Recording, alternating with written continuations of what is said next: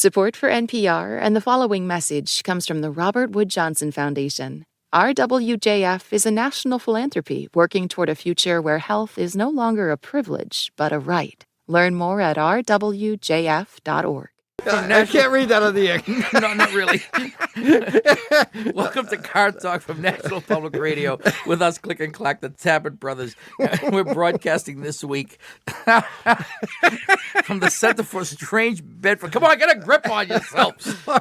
We're broadcasting from the Center for Strange Bedfellows here in Car Talk Plaza. Oh, yeah. Did you hear this week? You ready for this? Yeah. Mercedes-Benz and Chrysler are Were, at least. where I'm talking about merging.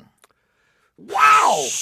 I mean, you have to wonder, what's going to happen? I mean, whenever companies merge like that, certain attributes of one company are absorbed by the other, and vice versa. And vice versa. And are the Germans going to inherit the nerd niche? I mean, which Chrysler inherited from what? AMC. AMC, yeah. So next year we may see the E320 with plaid upholstery. I like kinda it. neat, I wouldn't like it. And on the Chrysler side, will they pick up some of that famous German bravado? I mean, they talk about the Uberwagen, and Mercedes has decided. They will say, there is no problem with the Caravan. The Caravan is a perfect vehicle. I can see it now. No, gee. I don't want to say anything We're going to else. get in trouble. That's why I'm not saying anything else, because I know that we're going to get in trouble, and we may be in trouble already. Probably. If you'd like to talk to us and get us out of trouble, our number is 1-888-CAR-TALK. That's 888-227-8255. Or the anti-log of 10.27605439324. Hello, you're on Car Talk. This is Terry from Bluebell, Pennsylvania. Hi, Terry. Bluebell. Wait, did you say Terry or Carrie? Terry, Terry. Terry. From Bluebell. Bluebell. Do you have any bluebells in Pennsylvania? I think we have some in our yard, actually. Yeah, they're little blue things. Yeah. Yeah. We have a few. Yeah, shaped like a bell? Yeah, there you go. You got it. Yeah, I think so. Anyway, Terry, what's on your mind today? Well, I have a 1998 Mercury Sable wagon, and I have an intermittent problem. And my big concern is I just don't want my car to die on me. That's my goal. Okay. And the problem is, at times, my car has this vibration in it and this grinding sound. Like it happens in the front of the car. And it will actually cause my brake pedal and my gas pedal to vibrate, and then I get this really loud grinding sound. Really? And does this happen when you're stepping on the brake? No, it can happen. I could be on the highway. Yeah. Here's an important question. Okay. Well, maybe. I'm beginning to. The theory is beginning to coalesce. You know, when the planet's cool. Yeah. You know, when they go from this And then amorphous state. you can see shapes. See shapes. You see little shapes, and then the shapes turn into stupid ideas. There you go. Yeah. Has it ever happened when you are stopped at a traffic light, Yes. i.e. not... It has. Aha! Yes. Wowzee. Well, I think I know what it is. Oh, good. Do you now? Yes, and I think it's nothing... You haven't taken this into the Ford dealer? I took it into the Ford dealer, and they said it's intermittent. We don't know what it is. We don't do intermittent We don't do stuff. intermittent. Yeah. So we have to wait till your Yeah. right, your limbs are dragging on the Yeah. on the highway. Got to do it every waking moment, otherwise don't waste that time. Well, Yes. I think what you're hearing is the ABS pump cycling on and off. Your car has anti-lock brakes. Yes. And there's a pump that maintains pressure in the accumulator so that when you do deploy the brakes, there's enough pressure there to actuate the brakes as the car is slowing down and going through this lock up, free up thing with each wheel. And the system is constantly checking to make sure that the pressure is high enough. And if it's not, the pump just kicks in any old time. And it sounds like this. Is that it? Yeah, I It'll think last so. about maybe 15, 20 seconds. Even less sometimes. Sometimes less. longer. Or longer. It can last even longer. It can Longer last than- like 20 or 30 or 40 seconds maybe. Even if you're not even stepping on the brake, Yes. it will just do it. Okay. Oh, yeah, it doesn't know. It doesn't care. It's just checking the internal pressure of the system. Okay. There could be a leak in the system, but there are some cars where there is nothing wrong with the system, and it runs for that duration, and it is that annoying. So you might suggest to the Ford dealer that that's what it is. Okay, that sounds great. Suggest to them that they change the pump. Okay, great. See you, Terry. Okay, thanks. Bye-bye. Bye. 1-888-CAR-TALK. That's 1-888-227-8255. Hello, you're on Car Talk. Hi, this is Nikki. I'm calling from Blaine, Washington. Nikki, is that with 2 Ks? No. A CK? No. A K and an IKI? Yes. I know. Fourth try never fails. Where are you from? Blaine, Washington. Blaine. Uh-huh. It's up by the Canadian border. Okay. Oh. Yeah. That's cool. What's up, Nikki? I have a Toyota 4Runner, and I was in a snowstorm, ice and snowstorm, and ran over a tire chain that came off of a semi-truck and got a flat tire, but I didn't realize it was flat, and went about 10 miles, and I was wondering what kind of damage I might have done. Well, you probably lunched the tire. Yeah, it That's was what I'll say. triangular. Yeah. I mean, did you replace the tire? Yes. You ate the tire. Uh-huh. And if they put the new tire on the wheel and the wheel took it, Yes. it didn't reject the tire, as Yeah. sometimes That happens. Sometimes they put them on and the tire will go flying off because there's a rejection between the tire and the old wheel, the new tire and the old And wheel. if that didn't happen, nothing else happened.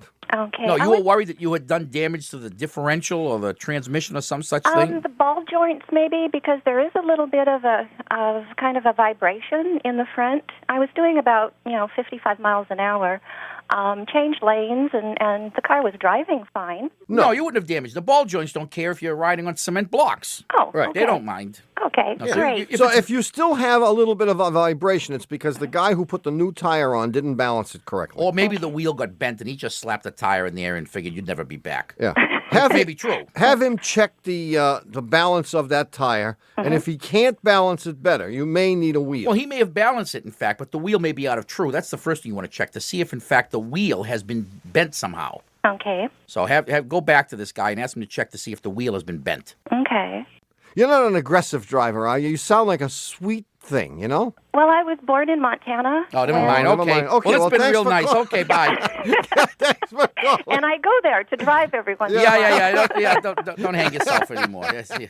See you later, Nikki. Good Okay, luck. take care. Bye-bye. 1-888-CAR Talk. That's, of course, 888-227-8255. Hello, you're on Car Talk. This is Mike from California. How you guys The doing? whole state of California, or you just don't want us to triangulate on you? Well, I'm in Southern California. Southern, I'm oh, in that's San Clemente, Southern. California. Southern's good. That's close enough. We'll figure out Yeah. where you're from Okay. eventually. And I, You, I know work- where I get? You live near Huntington Beach, don't you? Yes, sir. Do you? Yeah, in fact, part of my question is regarding one of those beaches. We operate Wait a minute, you do? we operate state parks in Orange County. No kidding. And we operate Huntington State Beach, Bolsa Chica State Beach, Crystal Cove, San Clemente, Doheny, and San Onofre State beaches. No kidding. And we have a fleet of lifeguard vehicles that we're real concerned about. You guys, We're, the You love Baywatch the Baywatch, guys. what's Can you that? get us on Baywatch? Baywatch. That's north of us. We don't care.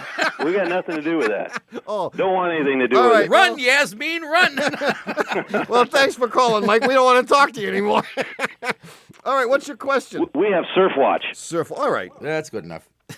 Here we go. So what's up? My question is, our lifeguard vehicle fleet is rusting out in about 2 years. We operate in a salt environment. We're operating on sand. Yeah.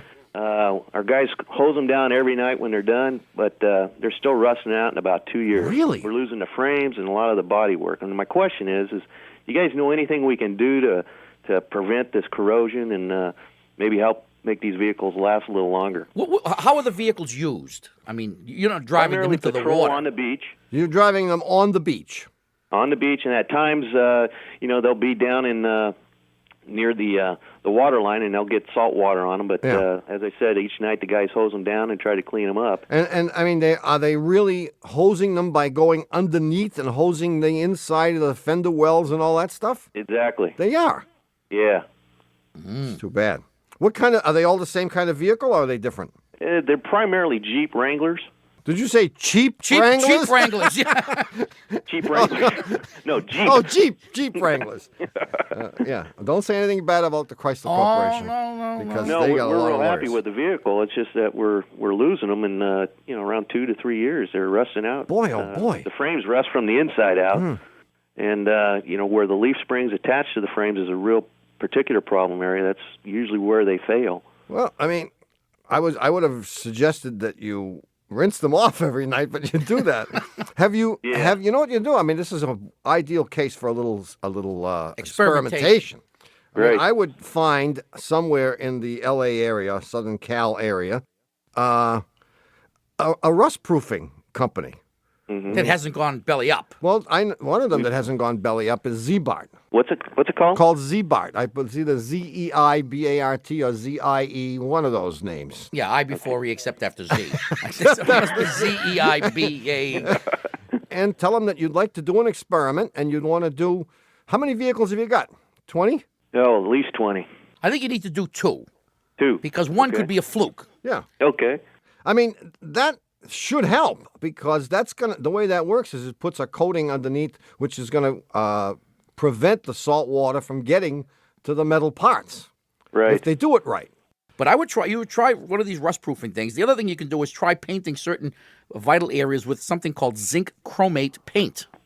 Zinc chromate. Yeah. Okay. Which is expensive. Well, enough to do the whole vehicle would cost about as much as a new Jeep. Well, but on the other hand, I mean, you could paint half of certain vehicles and see what happens. Right. This is an idea. I love experimentation and research. Well, we'll try it and we'll get back to you So guys. try the zinc chromate paint, try Z-Bart or one of those guys, and try nothing and see what happens. Okay. Let us know. Let us know. We'll be eagerly awaiting your call. All right. Hey, we really like your show, guys. Thanks, you. Mike. See ya. Keep it up. Bye-bye. All right. Maybe they need us to come on the show. Wait, do the show out there. We need to do a remote. I want to run along the beach alongside, what's her name? Yasmin Bleef. Is that her name? Yeah. You want to know anything else about her? I know everything else I need to know. Okay, now look, before we give the answer to last week's puzzle, we have to take a short break. Do you know why? Yeah, so you can figure out the answer. That's right.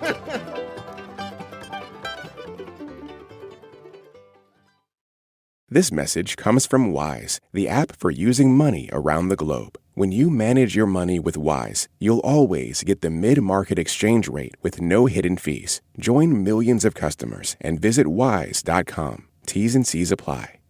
Support for NPR and the following message comes from the Robert Wood Johnson Foundation. RWJF is a national philanthropy working toward a future where health is no longer a privilege, but a right. Learn more at rwjf.org. Hello, we're back. You're listening to Car Talk with us, Click and Clack, the Tappert Brothers. And here is the answer to last week's puzzle. I happen to remember the puzzler.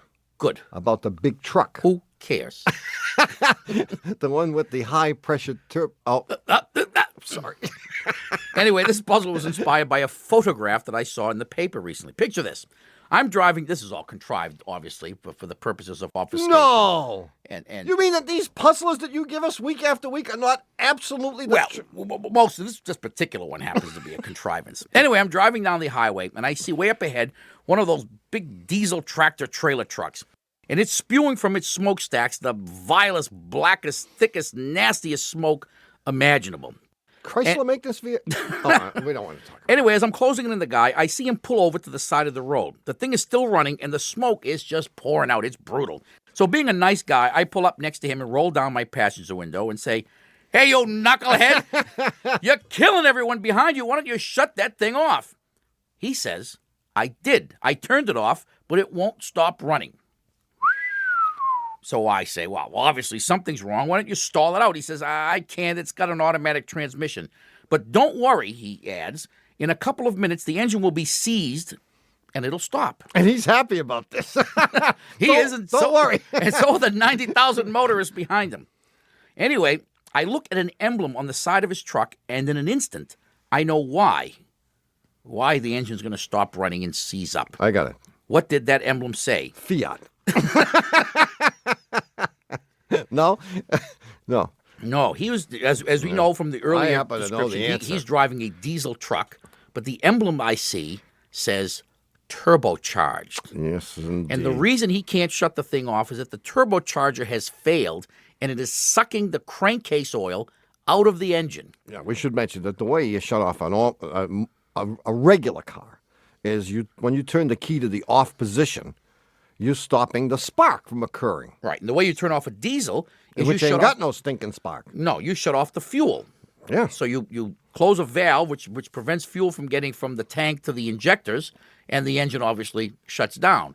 But now, with the turbo failed, it doesn't need the fuel in the tank anymore. It's using the motor oil as a fuel. And that's why the smoke is thick and black and ugly and vile and nasty. And what's going to happen is it's going to suck all 38 quarts of oil out of that giant... in about 5 minutes. out of that giant diesel engine. And when the oil is gone, then it's Boom. going to stop. Pretty good, huh? I like it. Yeah. Anyway, who's our winner this week? We have a winner. Here it is. Ooh. The winner is Lee Vandervees from Milwaukee, Wisconsin. And what or whoever you are, Lee, for having your correct answer chosen at random from among the thousands of correct answers that we had, you're going to get one of our unencumbered by the thought process coffee mugs, which on one side has a magnificent emblem. Well, it's a good thing we're not giving away anything gender specific, like jockey shorts. We wouldn't be able to. Yeah, we wouldn't know which ones to give to Lee Vandy Vis. Even if she told us the size, we might not know. Or he. We might not know. Anyway, Yeah. this unencumbered coffee mug has on it Tommy's motto in Latin.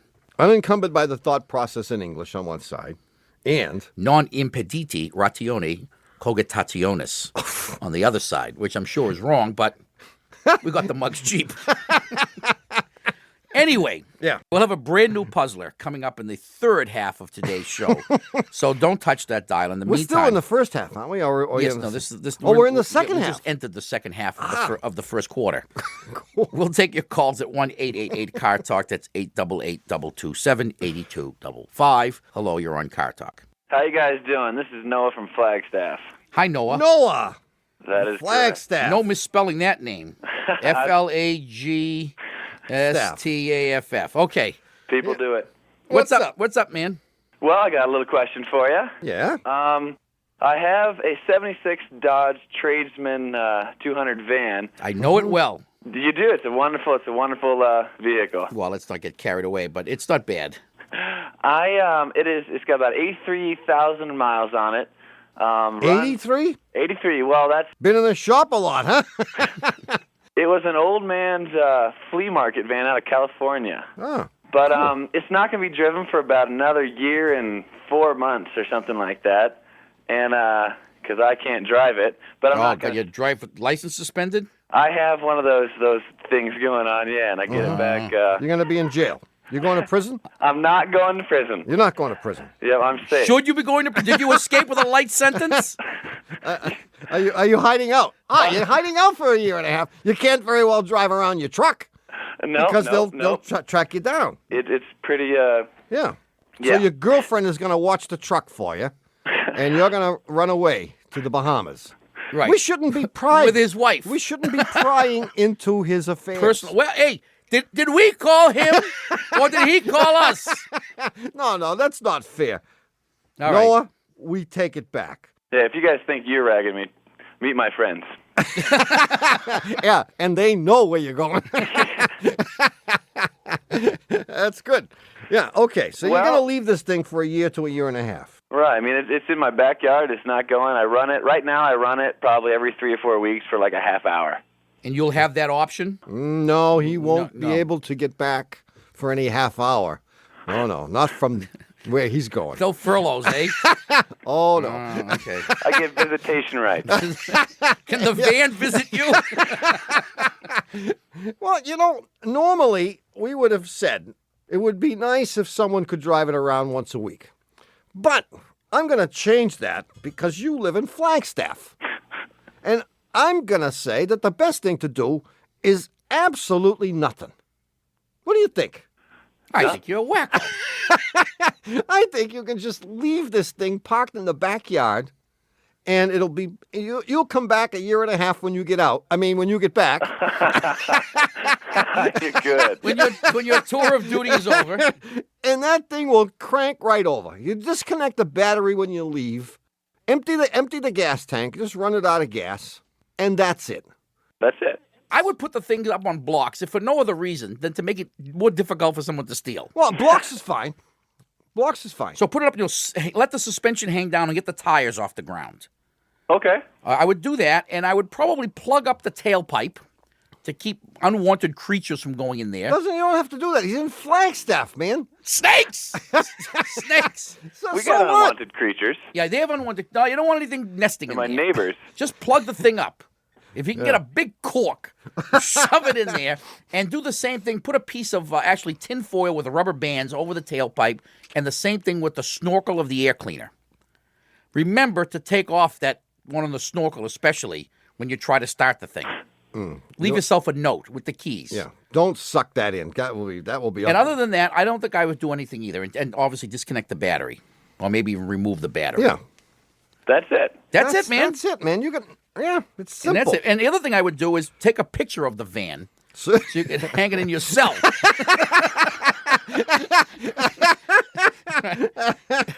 Hey, Right. Noah, we wish you the very best, and remember, You may get an early out. There is time off for good behavior. Thank you very, very much. Thanks for calling, man. Bye-bye. Bye. Oh, poor guy. Well, You're probably did something stupid, but it wasn't for us to decide. We just had it to wasn't answer. for Our us job to is to answer decide. his question. And you're right. We didn't call him. He called us. Okay, now before we get to the new puzzler, we have to take a short break. Right. I can see the gauge on your forehead. It's reading hot. So it must be time to add some coolant to you. We'll be back in a minute.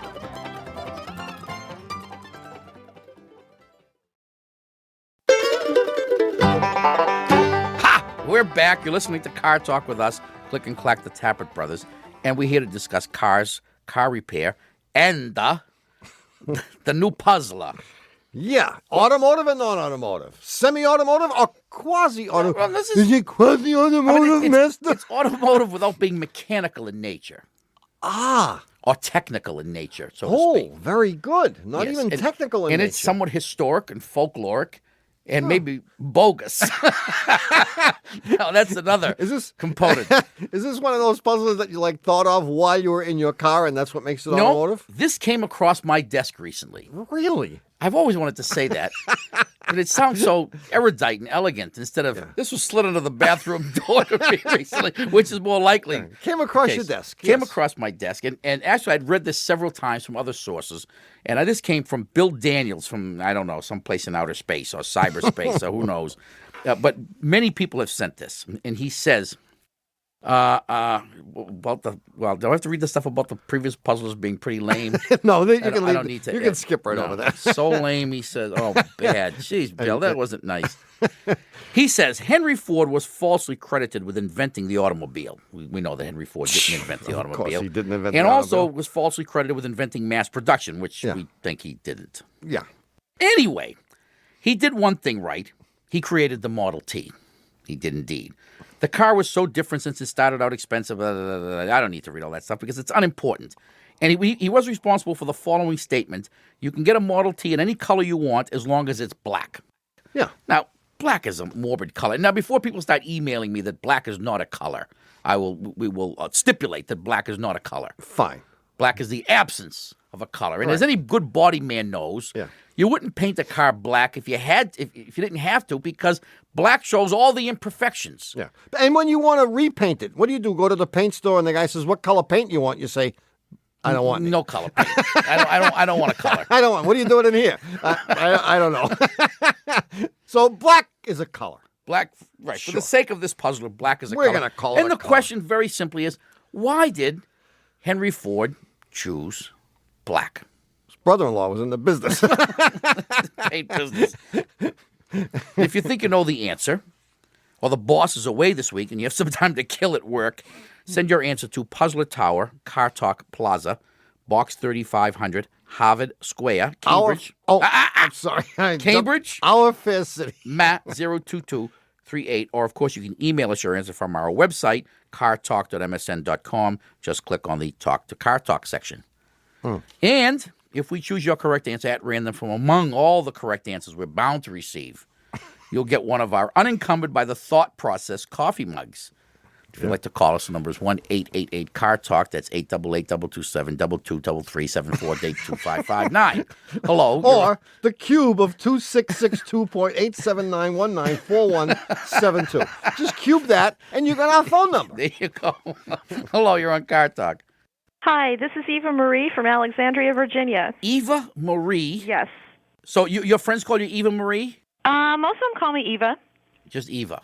Eva has a kind of ethnicity to it. It's Polish, actually. Ah, I knew it. Aha. Polish. Is your mother Polish? Yes, my whole family's Polish. Whole family's Polish. Ah, Eva Marie Brostomkowski. I'm telling you. Yeah, I've known some Poles in my day. They're very nice, wonderful people. Unbelievable. Yeah. Yeah, they're pretty good. Unbelievable people. Great great partiers. Oh, yeah.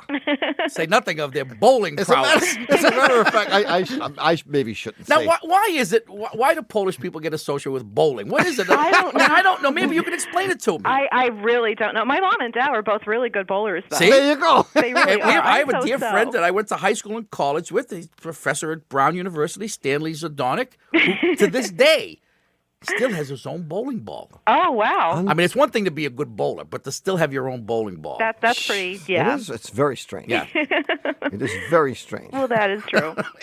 Anyway, what's up, Okay. Eva? Marie? Well, this is going to sound like a silly question, I think, but I need some help. I have, right now I'm driving a 96 Camry. I've had it for about 5 weeks, and I love it. It's a great car. 4 or 6 cylinder. It's a 4-cylinder. Good choice. And thank you. And it's a 5-speed manual transmission. And this is the first time in a while. Actually, this is the first stick shift that I've ever owned, and it's the first time in a while that I've had to drive a stick shift. Ah. Anyway, around here, driving it's no problem because it's relatively flat here. We don't have a lot of hills or anything like that. Right. A few weeks ago, I went up to Pennsylvania to visit my family.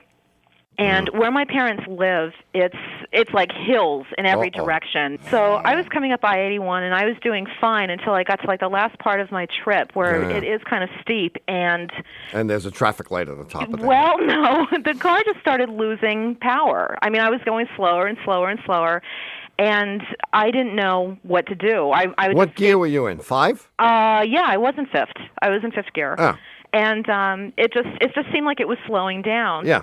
I finally mentioned this to my dad around the end of the weekend, and he goes, "Well, you're downshifting, right?" And I was like, "Downshifting? That's exactly what I was going to ask. What's you. downshifting?" I have no idea about downshifting. Really? Well, it's very simple. I'll give you the rule very If it's simply. 1, 2, 3, 4, 5, that's upshifting. That's if right. it's 5, 4, 3, 2, 1, Is that's downshifting. downshift. Well, I was going to get a Right. little deeper into it than that, but that's good enough, I suppose. That's about it. In fact, you don't even have to go in order. It can be 5, 3, 1. Is that 5, right? 3, 2. See, someone 5, told me- 4, 2. No, somebody told me that I have to go in order. Like, No. Okay. Well, you, generally, being a novice downshifter like you are, first thing I would do is I would go in order. After you become accomplished at it, you can get to gear skipping. Gear skipping. Gear skipping is to be avoided by the uninitiated. You can do that going up as well as down. Yeah, but don't get it We confused. don't want to confuse them. Now, Yeah, now, let me tell you, though, that I did try this. You know, I tried downshifting once because I've been told that you can use it to slow down the car. There you go. And I tried it, and oh my! The engine made this horrible noise, and I Yeah. immediately put it back into the gear it was in, and left it there because it just sounded like it was going to fall out of the car or something like that. Do you, I mean, it was awful. I you- thought I had do you, really like, done something. understand the basic reason for shifting?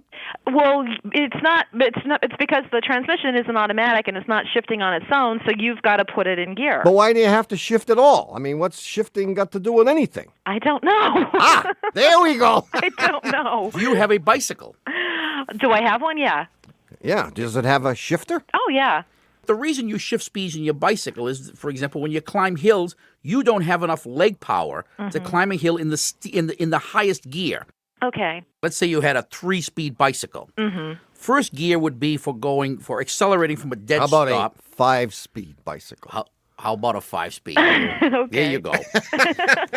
And you would, and first gear would be from starting off at a dead stop or climbing steep hills. Okay. And fifth gear would be for going downhill, believe it or not, and accelerating, or going along a level road and maintaining your speed while expending the absolute smallest amount of energy. You noticed when you're in the high gear on the bike goes a long distance for one rotation of your legs. Right.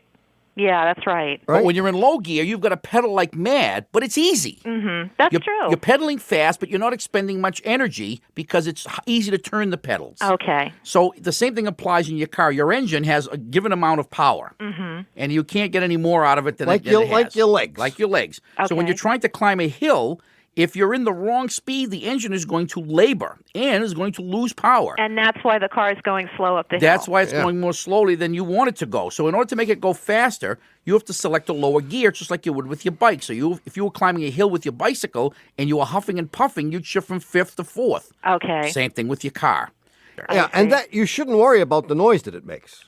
Really? Because That's fine. That sounded horrible. Well, but Oh. you shouldn't downshift, for example, from 5th to 2nd. Okay, well, see, At that's 50 miles an hour, because that could be dangerous. That's why we didn't want you to get into gear skipping. gear skipping. Yeah, we'll skip over that for now. Okay.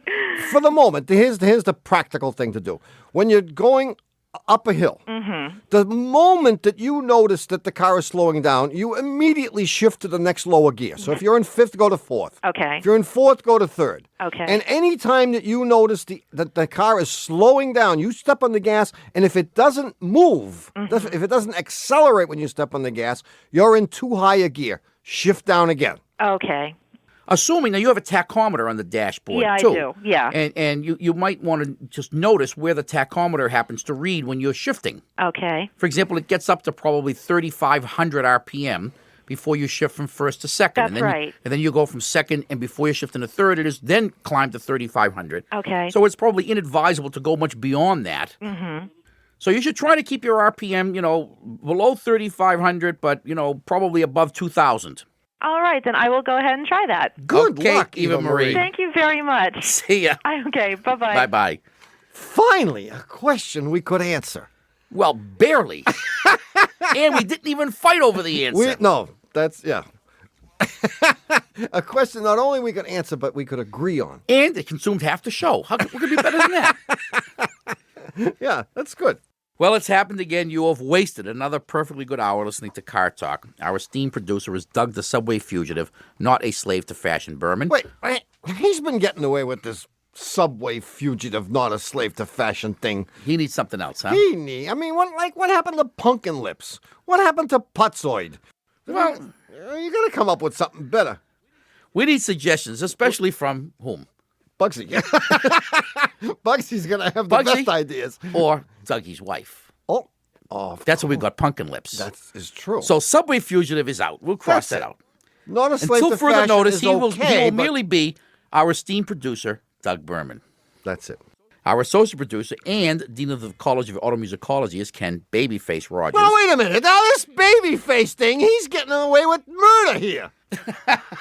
All right, we're going to have to take care of both of these by next week. I'm not putting up with this babyface and Subway Fugitive stuff anymore. All right. That's it. Our assistant producer is Catherine Ray. Well, wait a minute.